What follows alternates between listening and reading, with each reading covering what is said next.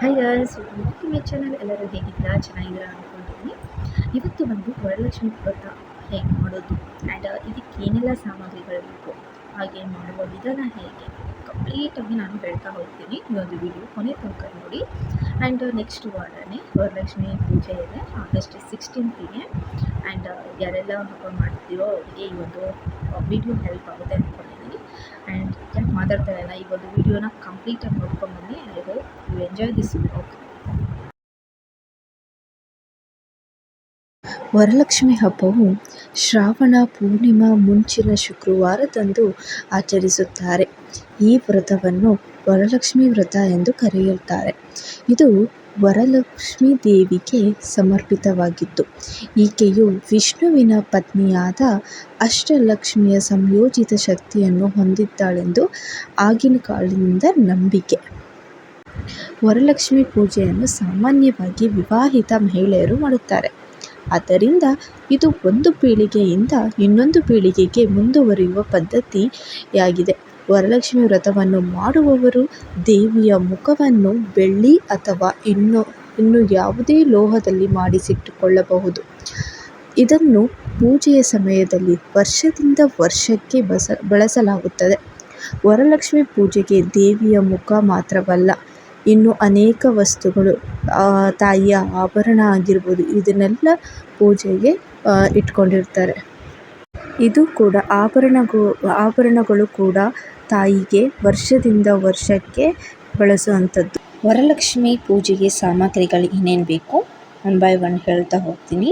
ದೇವಿಯ ಮುಖ, ಕಳಸ, ರೇಷ್ಮೆ ಸೀರೆ, ದೇವಿಗೆ ಆಭರಣಗಳು, ದೇವತೆಯ ಹಿಂದೆ ಇಡುವ ಕನ್ನಡಿ, ಸಿಪ್ಪೆ ಸಹಿತ 3 ತೆಂಗಿನಕಾಯಿ ಹೂಗಳು, ಅರಿಶಿನ, ಚಂದನ, ಕುಂಕುಮ, ಬಿಳಿ ರಂಗೋಲಿ ಪುಡಿ, ಅಕ್ಷತೆ, ಅಕ್ಕಿ, ಎಣ್ಣೆ ದೀಪ, ಧೂಪದ್ರವ್ಯ, ಕರ್ಪೂರ, ತಟ್ಟೆ.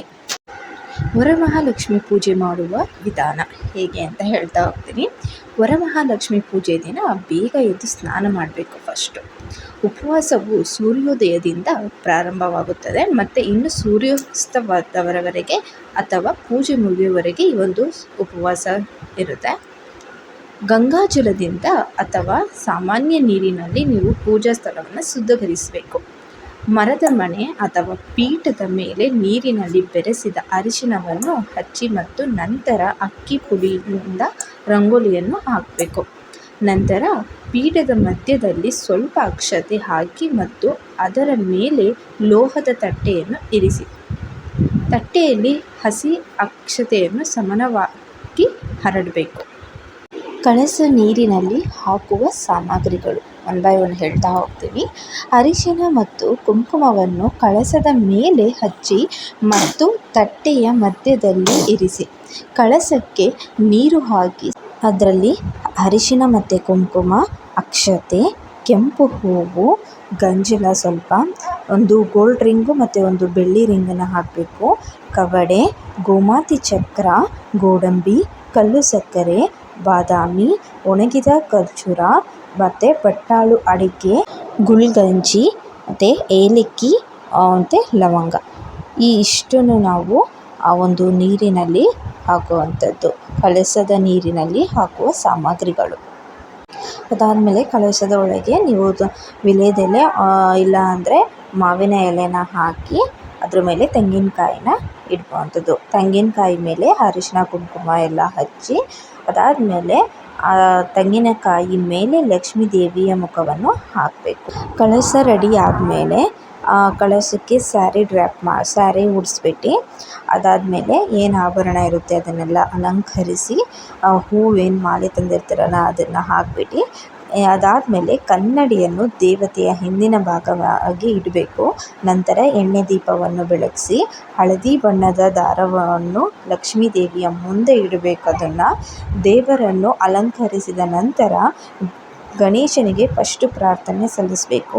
ನಂತರ ವರಲಕ್ಷ್ಮಿ ದೇವಿನ ಸಮರ್ಪಿತದ ಪವಿತ್ರ ಮಂತ್ರಗಳಲ್ಲಿ ಯಾವುದಾದ್ರೂ ಮಂತ್ರ ಇಲ್ಲ ಅಂದರೆ ಲಕ್ಷ್ಮೀ ಸಹಸ್ರನಾಮವನ್ನು ಹೇಳ್ತಾ ಒಂದೊಂದಾಗಿ ಒಂದು ಹೂನ ಅರ್ಪಿಸಬೇಕು. ತಾಯಿಗೆ ಅರ್ಪಿಸ್ತಾ ಈ ಒಂದು ಪೂಜೆನ ಮಾಡುವಂಥದ್ದು. ನಂತರ ದೇವಿಗೆ ಆರತಿ ಮಾಡಿ ನಿಮ್ಮ ಬಳ ಮಣಿಕಟ್ಟಿನ ಸುತ್ತಲೂ ಪವಿತ್ರ ದಾರವನ್ನು ಕಟ್ಟುವ ಮೂಲಕ ಪೂಜೆಯನ್ನು ಮುಕ್ತಾಯಗೊಳಿಸುವಂಥದ್ದು. ಇದಿಷ್ಟೇ ಆ ಒಂದು ವರಲಕ್ಷ್ಮಿ ವ್ರತ ಹೇಗೆ ಮಾಡೋದು ಅಂತ ಕಂಪ್ಲೀಟ್ ನಾನು ಒನ್ ಬೈ ಒನ್ ಹೇಳ್ತಾ ಹೋಗಿದ್ದೀನಿ. ಏನೆಲ್ಲ ಸಾಮಗ್ರಿಗಳು, ಹೇಗೆ ಮಾಡೋದು ಈ ಒಂದು ಪೂಜೆನ. ಐ ಥಿಂಕ್ ಈ ಒಂದು ವಿಡಿಯೋ ನಿಮಗೆ ಹೆಲ್ಪ್ ಆಗುತ್ತೆ ಅಂದ್ಕೊಂಡಿದ್ದೀನಿ. ಯಾರಿಗೆಲ್ಲ ಈ ಒಂದು ವಿಡಿಯೋ ಇಷ್ಟ ಆಗಿದೆ ಪ್ಲೀಸ್ ಲೈಕ್ ಮತ್ತು ಸಬ್ಸ್ಕ್ರೈಬ್ ಮಾಡಿ. ನೆಕ್ಸ್ಟ್ ವಿಡಿಯೋಲಿ ಸಿಗೋಣ. ಬಾಯ್ ಬಾಯ್.